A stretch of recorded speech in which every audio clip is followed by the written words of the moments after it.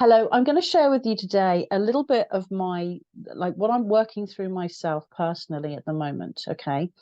Because I'm ready to share this and I think it's like foundational to everything. So so what I'm working through at the moment is the question is, how would a loving father behave? How would a loving father behave? because because what the reason why I'm asking this question is I'm trying to understand how I can truly feel God's love when I haven't experienced the love of an earthly father. And just to put this in context, I think that my father has narcissistic personality disorder. So effectively what that means is all the things that you're quote unquote supposed to do for your child as a parent. You're supposed to build their confidence. You're supposed to help them become independent. You're supposed to be a safe place for them.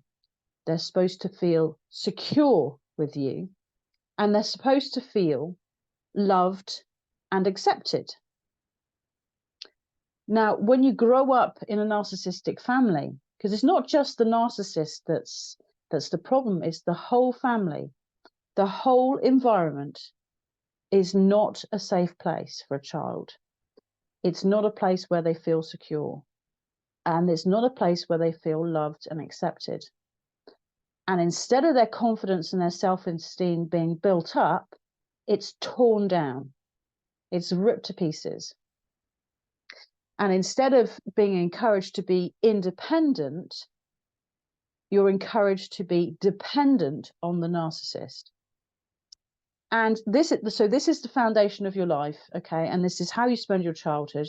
And then what happens is you become an adult, and you're still in a state where you're craving that love and acceptance, okay?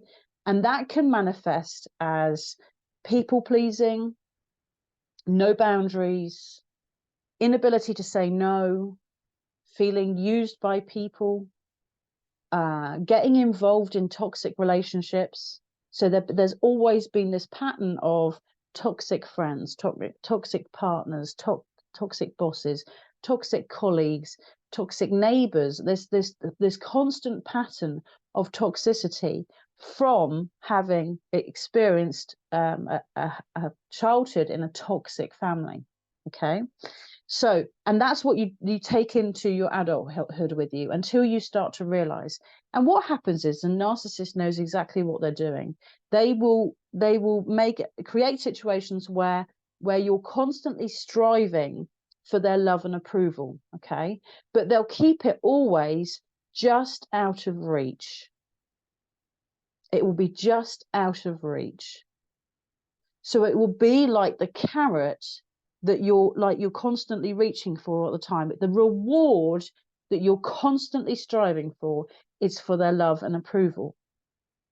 And when you're constantly striving for that, and this is as an adult, okay, this can be when you are entirely independent of them, when you have no financial reliance on them, when you don't live with them, when you're married, when you have kids of your own. I mean, you might even have grandchildren of your own. Okay, this is when you're entirely independent of them. And what happens is that continues. You're still striving to earn their love and approval until you realize. And that's what keeps you close to them. Because if you're not trying with them, you're not making the effort, you're not spending time with them, and they're not having the opportunity to abuse you. So the more you're striving for this, the harder you're working for it, the more abuse that you'll be getting, the closer you are to them. So I'm working through understanding how it is that a loving father, how a loving God would treat me. And I'm not kind of consciously thinking about it, but it's almost like I can feel like wires that haven't ever been fusing together in my brain. Okay. because it's just a completely different like thought for me. It's a completely different route to actually think how a loving father would treat me. Okay, and this could apply also to your mother. Okay, because really like to widen it out a little bit. Don't want it to be exclusively about dads. I think it's also about a loving parent, because if you have a narcissistic mother, they will be the head of the household. They matter. Okay, and the whole family revolve around them. Okay, so even if you do have a father figure there, your father is there, his ability to be able to like counteract the narcissist is virtually nil, virtually nothing. So you won't be fathered by your father, and you won't be mothered by your mother, because effectively it is the narcissist, head number one, top priority to the narcissist and to everybody else, and then their partner and their children are lumped in the same, and they're fighting and competing against each other for the love of the narcissist. Okay, so just to widen the net out a little bit more, so that really it's the question could also be, how would a loving parent behave? How would a loving parent behave? Okay, so why am I sharing this with you? I'm sharing this because it's interesting to I haven't really had any situations recently where I would potentially turn to an earthly father. Okay, I haven't, but then I think a lot of it is also that I've got this kind of independence. So perhaps there have been times when I would have turned to a loving father, but because I've learned to get on with it by myself, I don't do that. I've never had a loving earthly father, so I've never had that I've never had that opportunity to reach out and be genuinely supported and loved and cared for, even just in terms of like just a little bit of advice, or for a bit of sympathy, or just to be a sounding board. I've never experienced that. So some of this is also like, that's a factor in this, is that it's like my willingness to maybe put my independence aside and start to rely on God more. So why am I sharing this with you? Because I'm sharing this with you because I think it's the underpinning of everything when you've experienced abuse from a narcissistic parent. Because we cannot truly comprehend, unless we sit and think about it, how a loving parent would behave. We don't know. Because I'll be honest, my father, most of the time, treated me more like he hated me than he loved me. And at the time, I didn't see it. At the time, occasionally, he would appear to be supportive. But now what I realize is he was either giving me bad advice that would make the situation worse for me, that if I did whatever he suggested, things would blow up, the arguments would get worse, stress would continue, all the rest of it. Or the other option is that I think he wanted a front row seat to see me suffering. And if he feigned support, I would contact him, I would call him, I would reach out to him, and then I would speak to him, and basically I would tell him how I was suffering. And the narcissist is delighted when they know their scapegoat is suffering. And they don't really care where the source of the suffering is. If it's them, if it's another family member, if it's a work stress, if it's a friend stress, if it's the breaking down of a relationship, they don't care as long as the scapegoat is suffering. So the times when he appeared to be supportive, he was either sabotaging me, or He just wanted to know how miserable I was, how terrible things were for me. And that's quite a lot to work through.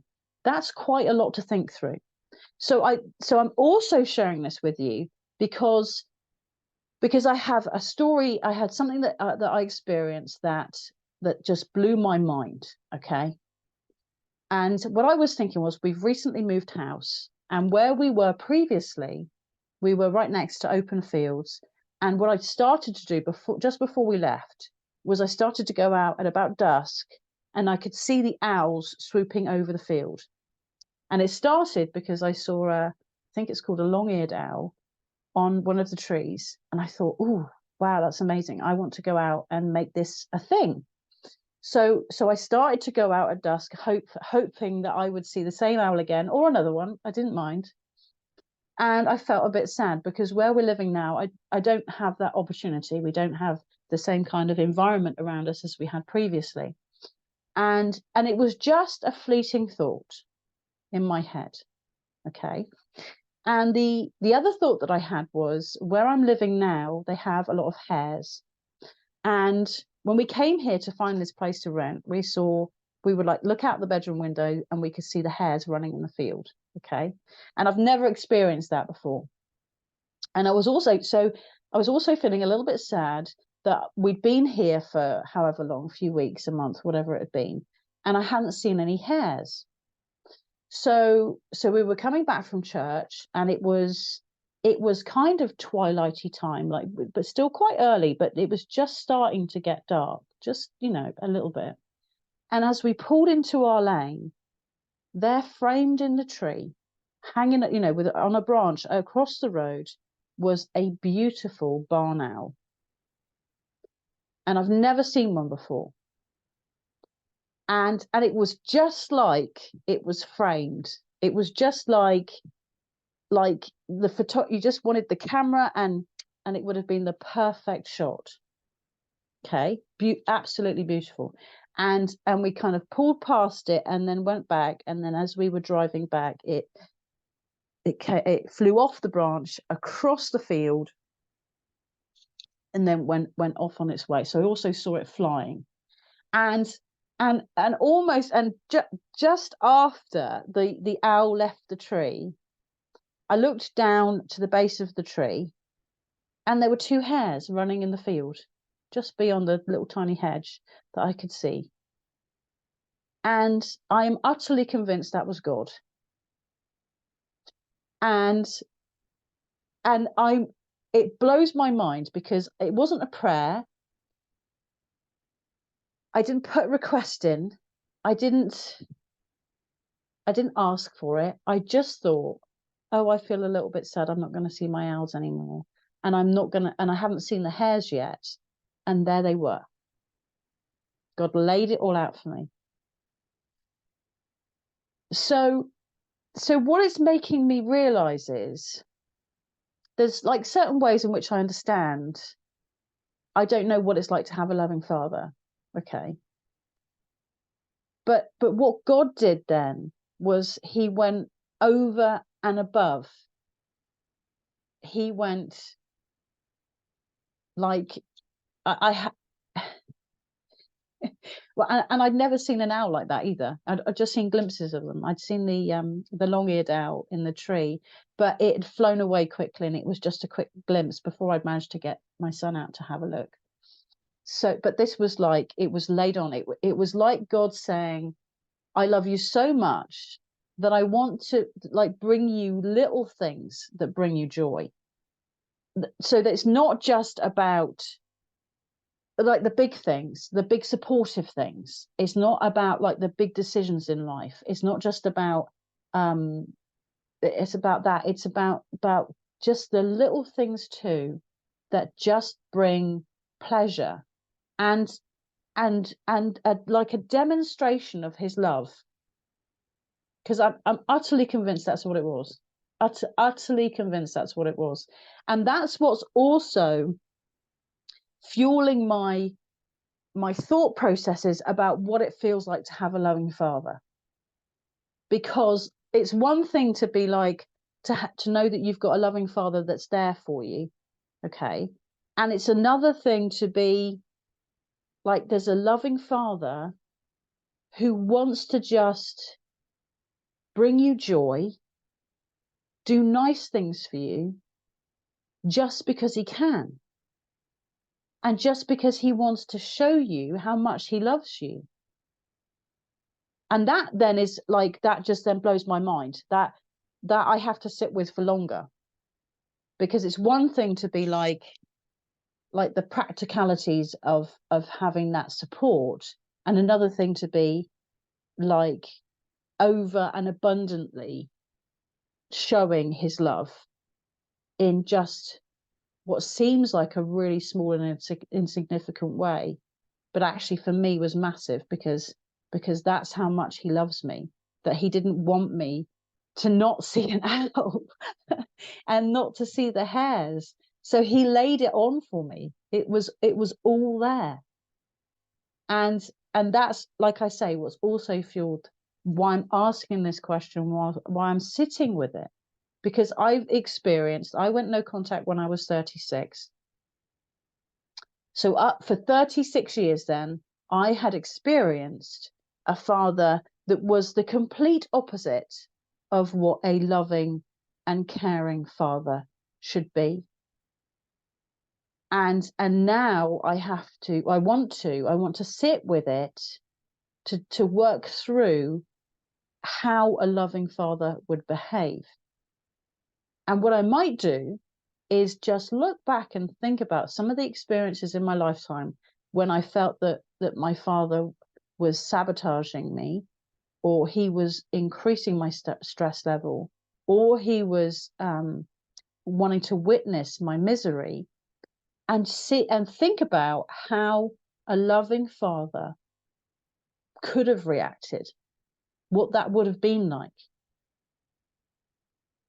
Because that's, I can relate. I know exactly how how an unloving father would behave.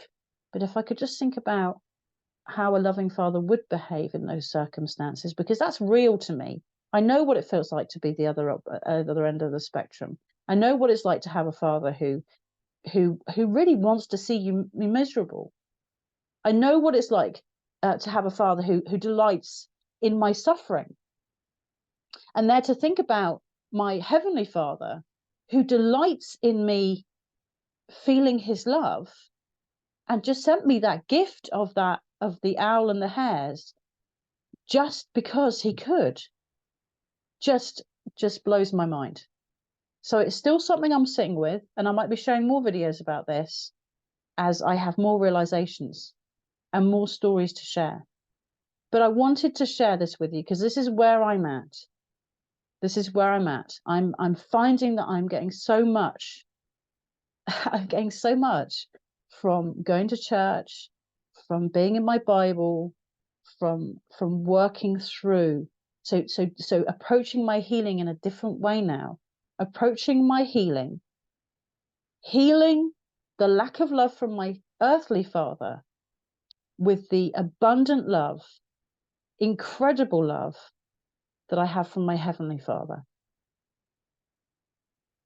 And I think that this will be so healing. This will heal so many things that I have yet to heal, and may well, who knows? I don't know where it's going to go, but I want to share this with you. So if you want to reach out to me, please feel free. If there's any stories that you have to share, I'd love to hear them. Please email me, Clare, CLARE, comebackbrighter@gmail.com. Bye.